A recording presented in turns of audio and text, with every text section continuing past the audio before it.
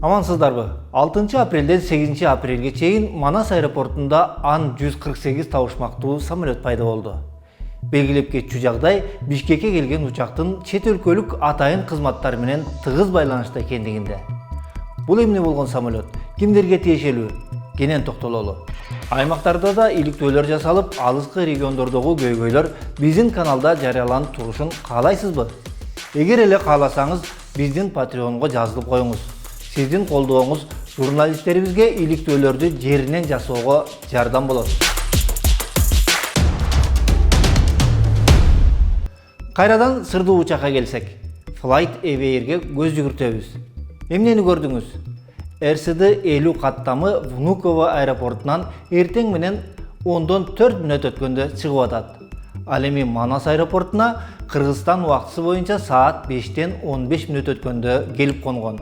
РСД-50 каттамын RA617-12 борт номерлүү Ан-148 учагы жүргүзгөнүн Flight Radar аркылуу тактаса болот. Келген учак Манас аэропортунда 2 күн туруп, 8 апрелде түштөн кийин саат 2-де учуп кеткен. Үстүртөн караганда анчалык деле маанилүү эместей.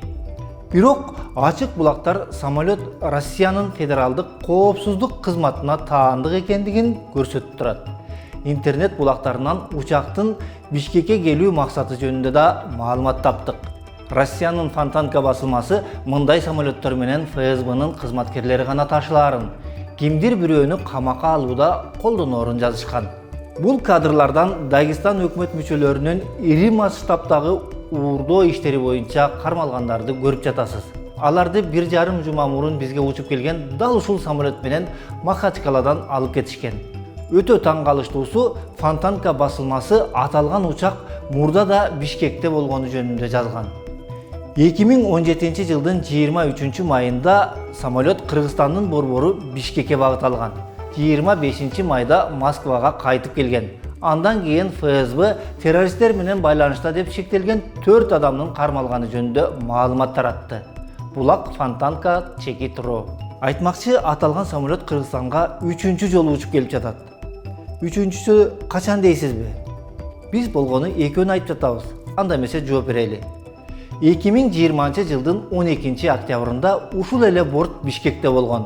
Аны споттердик ресурстардын бириндеги сүрөт тастыктап турат. Эсиңизде болсо, 2020 жылдын октябрында Кыргызстанда башаламандык болуп, саясий төңкөрүш болгон.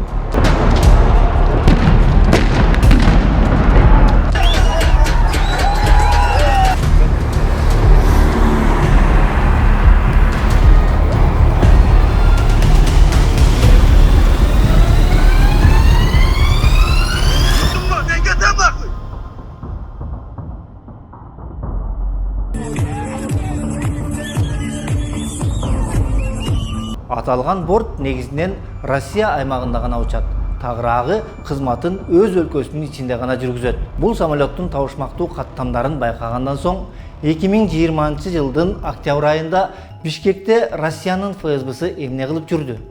Ошол эле ФСБ самолету бул ирет эмнеге келди? А бортто атайын кызмат өкүлдөрү болгонбу?